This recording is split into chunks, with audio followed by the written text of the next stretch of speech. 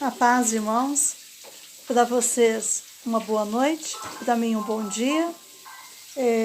Hoje nós mudamos aqui um pouquinho as coisas, sempre estou gravando no final da tarde, mas hoje eu estou aqui com o Zé. Fala oi, Zé. Oi. Com o Zezinho, Oi. com a Flávia. E estou gravando pelo período da manhã porque nessa madrugada eu senti no meu coração de ofertar ao Senhor, de primiciar ao Senhor mesmo com esse trabalho de hoje. É o primeiro trabalho que eu estou fazendo no dia, que esse primeiro trabalho seja para o Senhor e dessa nova fase na minha vida. Então, para mim é algo mais especial ainda, porque é muito bom quando temos algo que vem do coração para a gente ofertar ao Pai. Amém? Então, que vocês possam abrir o coração de vocês, e eu também, que essa palavra entre como uma semente que venha germinar e dar frutos, para mudar a minha vida, para mudar a vida de vocês, e da nossa casa, da nossa família. Em nome de Jesus. Amém. O texto hoje chama-se Encarando as Grandes Batalhas. Nós vamos ler o livro de 2 Crônicas, no 20, e aí nós vamos lendo vários versículos, todos separados, um pouquinho de cada vez. E a sugestão que eu tenho é que vocês peguem o caderno de vocês, uma caneta, e conforme eu for fazendo perguntas, vocês vão lá e vão colocando a resposta para aquela pergunta. E no final nós vamos fazer algo especial. Amém? Então, a gente vai vendo nesse texto aqui, sobre os inimigos, a gente vai aprender com a história de Josafá, a ver quais foram as táticas usadas para que ele vencesse aquela grande batalha. E nós vamos realmente, com isso, aprendermos a nos posicionar, a como vencer as batalhas que nós temos nas nossas vidas. No versículo 1 está escrito assim: depois disso, os filhos de Moabe e os filhos de Amon, com alguns dos meunitas, vieram a peleja contra Josafá. Em primeiro lugar, é necessário identificar o nosso inimigo. Sabemos que Satanás é um inimigo que todos nós temos, né? A gente já vê isso na palavra, já sabemos de tudo isso. Não vamos entrar nesse mérito. Mas, além dele, quem é o seu inimigo? Dá uma pausa, responde isso. Identificou o seu inimigo? Agora, eu vou dar a nossa resposta, a minha e do Zé, para vocês. Ontem, quando nós estávamos lendo, estudando sobre isso, eu vi que, além do inimigo, que é Satanás, o nosso outro grande inimigo sou eu mesmo. Somos nós mesmos. Porque ele vem com as coisas lá do mundo. Vem para cá e vem usando situações para nos prender, para fazer com que a gente caia. Mas e nós? Eu estou comigo 24 horas, graças a Deus. E eu não posso me abandonar. Agora imagina só, vamos nos ver de uma outra forma. Imagina eu, uma pessoa que murmura o tempo todo, que reclama o tempo inteiro, que tudo que eu falo é: isso aqui eu não sei, isso aqui eu não posso, isso aqui eu não consigo, isso aqui eu não sei. Só isso o tempo todo. Tudo que fazem para mim, nada tá bom. Sabe, uma pessoa amarga que não tem alegria em nada. Sabe, você ouve um louvor, não tem alegria. Lê a palavra, não tem uma alegria. Alguém faz algo legal, tá bom, mas não tem alegria. Imagina conviver com uma pessoa assim 24 horas. Uma pessoa que tudo que fala, tudo que faz, vai só trazendo você cada vez mais para trás. E fazendo como? Através dos pensamentos. E a gente vai vendo assim, pensamentos de derrota, pensamentos de inferioridade, que é esse: não consigo, não posso, não sou capaz, nada sei porque eu existo. Esses pensamentos nos enfraquecem e nos levam a sentir medo, angústia, acabam roubando a nossa fé e esperança, e com isso acabamos nos afastando da presença de Deus. Então, esse é um ponto. Você tem sido seu inimigo? Se sim, como? Quais são os pensamentos? Quais são os sentimentos? O que está acontecendo na sua vida nesse momento que está tentando te roubar o sono, que está tentando te roubar a alegria, que está tentando te roubar a paz? O que está acontecendo? Em segundo lugar, que é outra pergunta, leve seus problemas a Deus. Você tem levado seus problemas a Deus? Sim ou não? Às vezes a gente acha que a gente leva nossos problemas ao Senhor. A gente pensa que problemas são batalhas, problemas são somente aquelas coisas grandes. Mas eu vou fazer uma pergunta. Em algum lugar vem falando que existe pecadinho e pecadão? Senhor? Que eu saiba, não. Que eu saiba, todos os lugares que nós vemos está escrito pecado. Então, pecado ele não tem tamanho. Pecado e pronto. E a mesma coisa, os nossos problemas. O Senhor também não tem tamanho. Nós aqui falamos, esse probleminha pequenininho eu resolvo. Esse problema grandão eu preciso do Senhor. Só que a gente esquece que aquele problema grande, ele começou pelo pequeno. Uma situação complicada na nossa vida começou com algo pequenininho que foi crescendo. E aí, às vezes, a gente não leva ao Senhor. A gente acha que a gente consegue resolver, que somos capazes, pode deixar que isso aqui eu faço. E nós deixamos aquele problema crescendo cada vez mais. E isso daí é um problema sério. Olha só, se a gente ler o texto aqui, no 3 está escrito assim, que o Josafá teve medo, a congregação, Josafá teve medo, né?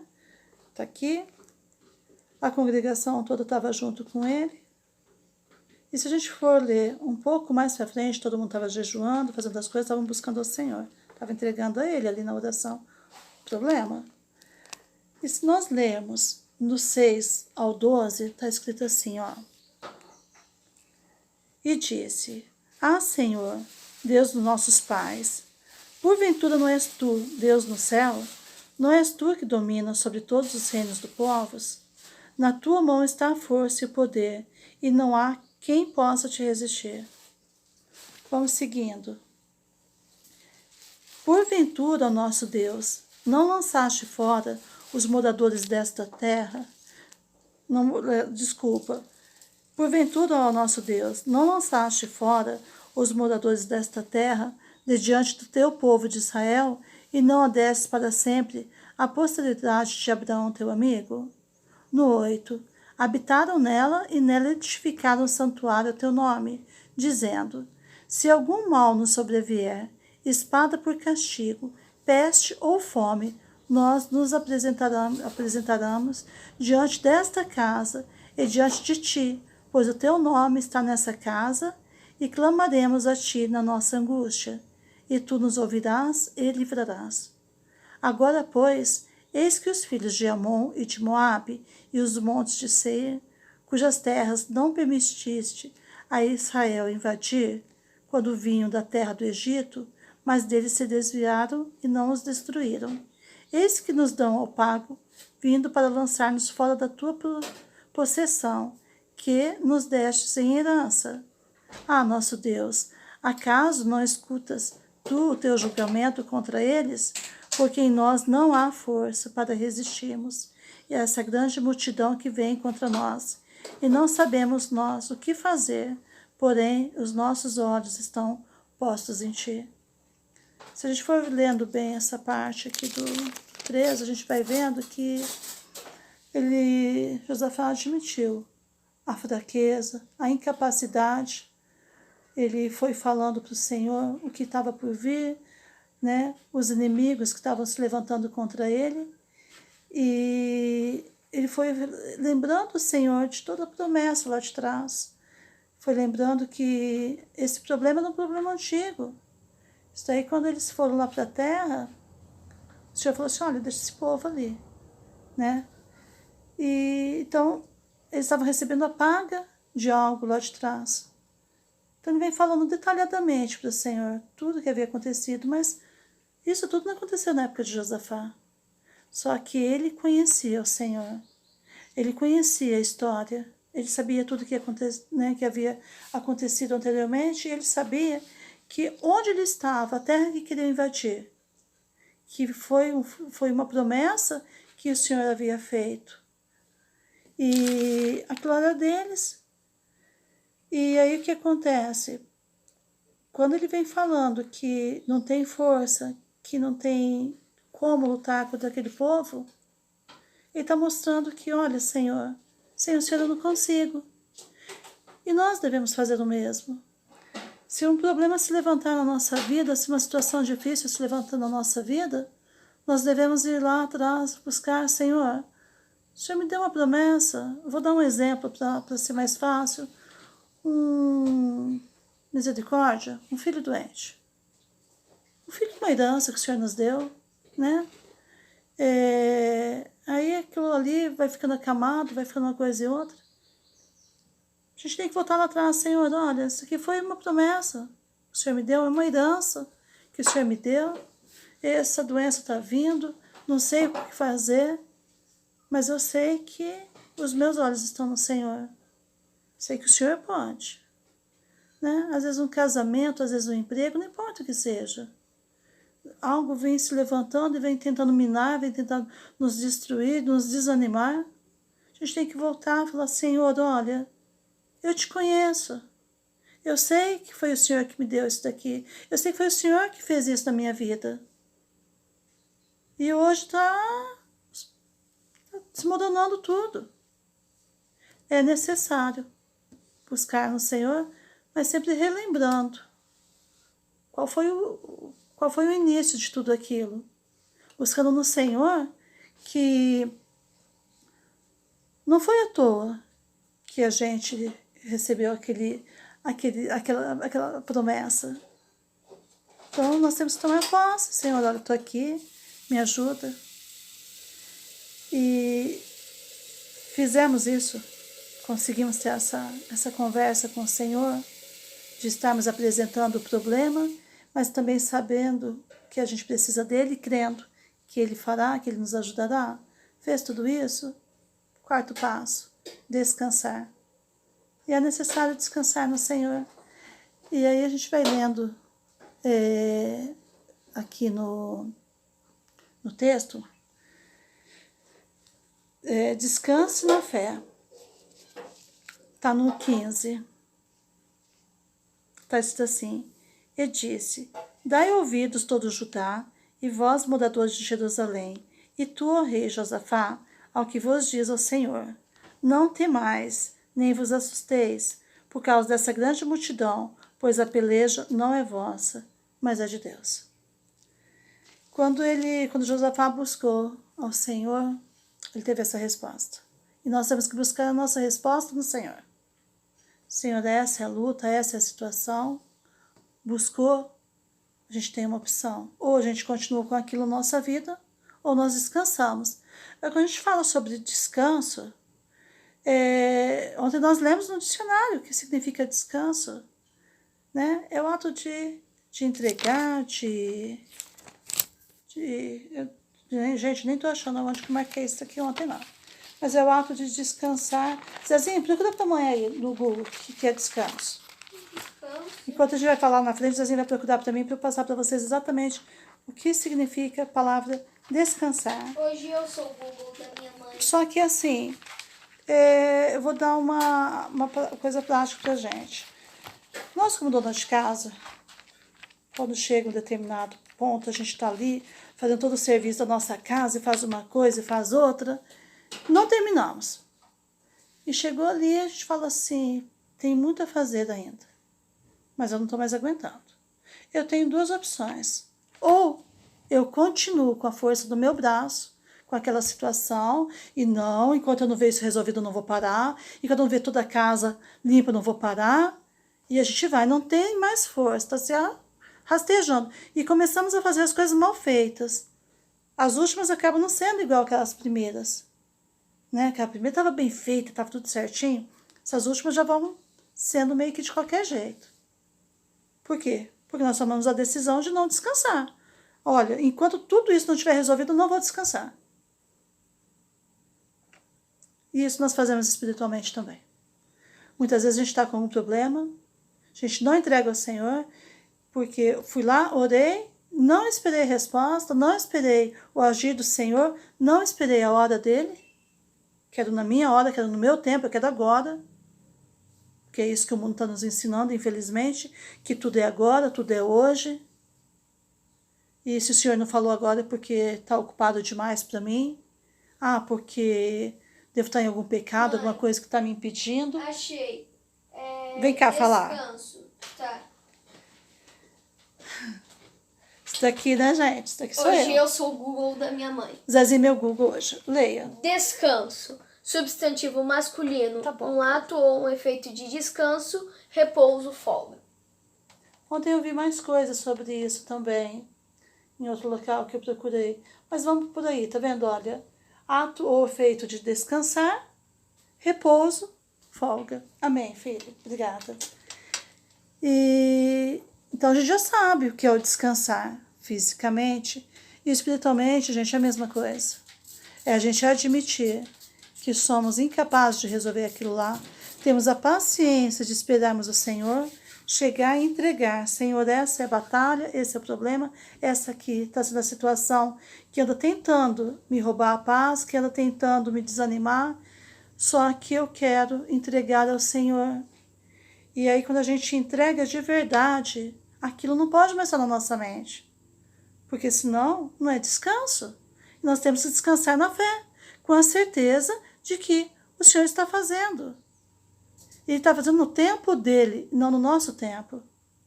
Porque o Senhor não está aqui para me servir. Ele não está aqui para fazer a minha vontade. Ele está aqui para me ensinar que a vontade dele é boa, é perfeita e é agradável. E quando nós confiamos plenamente nele, por mais que aquilo ali no momento nos custe, seja algo muito difícil de ser feito, mas nós fazemos de coração, o Senhor está vendo aquele sacrifício, e aí o Senhor, no momento dele, ele vai resolver para nós.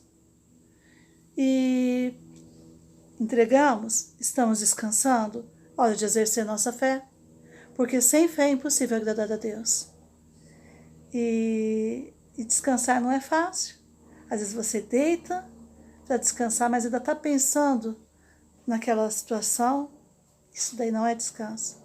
Descansar é aquilo lá, quando a mulher faz as coisas, chegou aquele tempo, ou o homem no seu serviço, cheguei, olha, esse tempo agora acabou. Acabou meu serviço, acabou o que eu tinha que fazer lá, e agora eu vou deitar e vou dormir.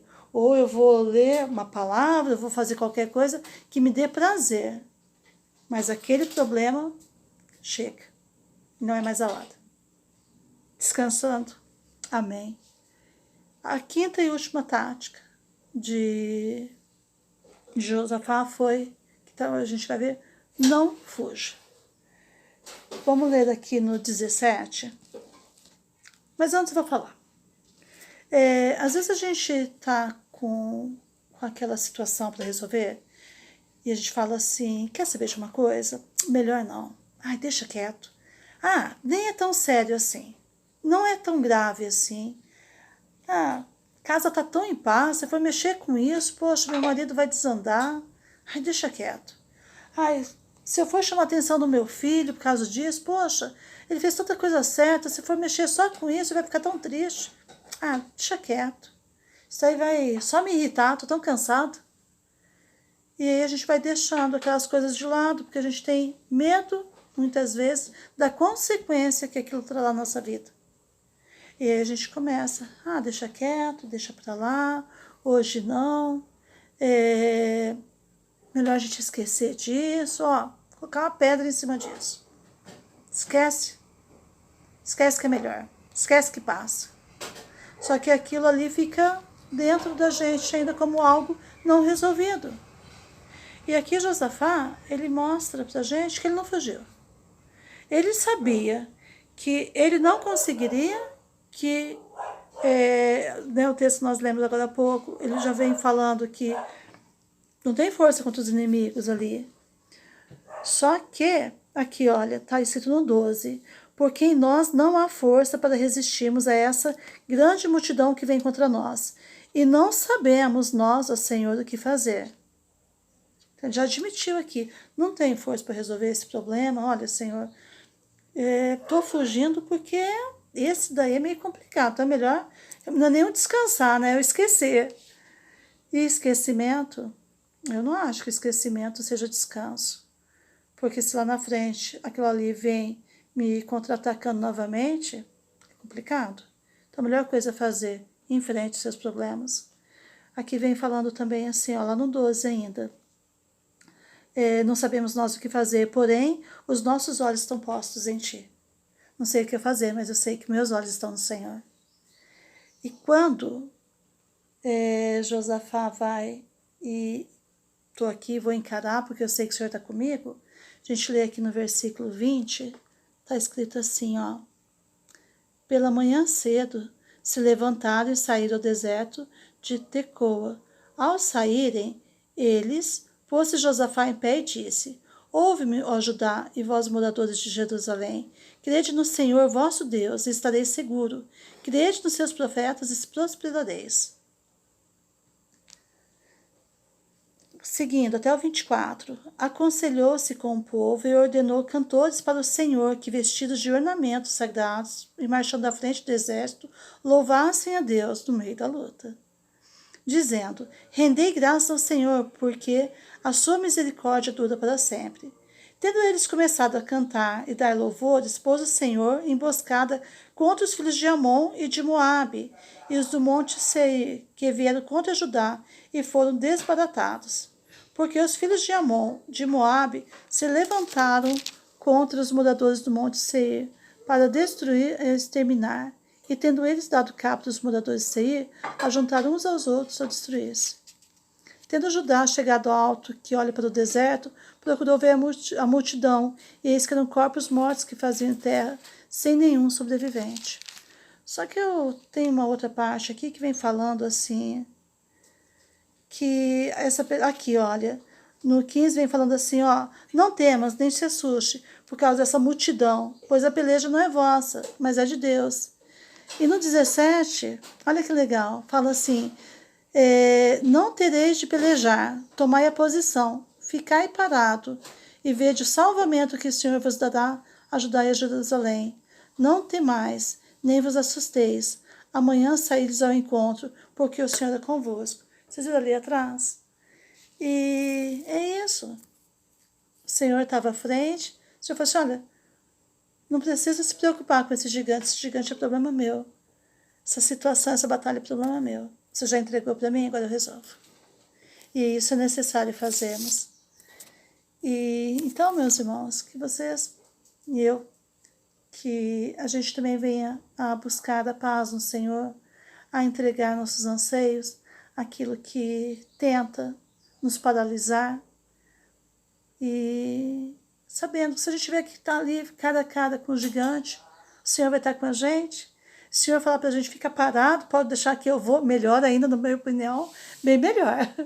Mas se o Senhor falar assim, olha, fica parado que eu vou e resolvo, amém? Vem comigo, eu vou.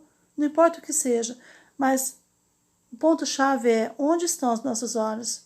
Os olhos deles estavam no Senhor.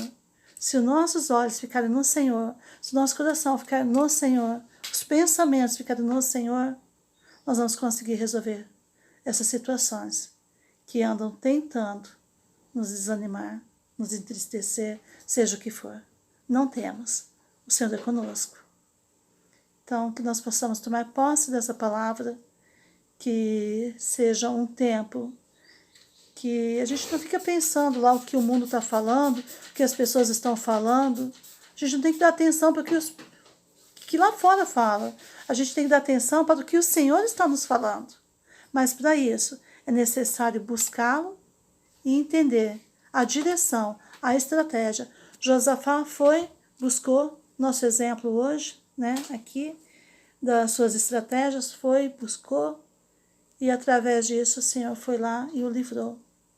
E manteve a promessa viva. Então, leia o texto 20 todinho também. É um texto lindo. E leiam com o coração aberto. pedindo ao Senhor discernimento para que o Senhor fale com vocês através desse texto também, assim como falou conosco, e que vocês também venham a se fortalecer cada vez mais no Senhor. Peço que os irmãos continuem em oração pelas pessoas que na semana passada, que nós fizemos na célula falando sobre, vai lá, fale com a pessoa, né? Lembra daquilo que eu falei com vocês? Quem não fez, vai fazer. Quem já fez, aliás, conseguiu falar com a pessoa, está conseguindo ministrar na vida dela, amém? Continue cada vez mais. Leve esse texto também, fale com essa pessoa sobre aquilo que o Senhor está ministrando nesse momento no seu coração. Essa força, essa fé que o Senhor está trazendo para vocês, leve para essa pessoa também. E não deixe de orar uns aos outros, não deixe de orar para as pessoas que estão lá fora, pelas famílias, e que o Senhor venha fortalecer vocês para fazerem isso, dando estratégia, em nome de Jesus. Que vocês tenham uma noite abençoada, o resto de uma semana mais abençoada ainda, que o Senhor esteja ao lado, acampando e guardando vocês e a casa de vocês, que nada de ruim venha acontecer, em nome de Jesus. Um grande beijo a todos. Zé, dá tchau. Tchau. Zé tá dando um tchau timidozinho. Um grande abraço para cada um. O Zezinho também tá mandando tchau. Flávio tá mandando tchau? Flávio também tá mandando tchau. Um beijo enorme para todos vocês. E se Deus quiser, em breve estaremos todos juntos. Amém? Beijo.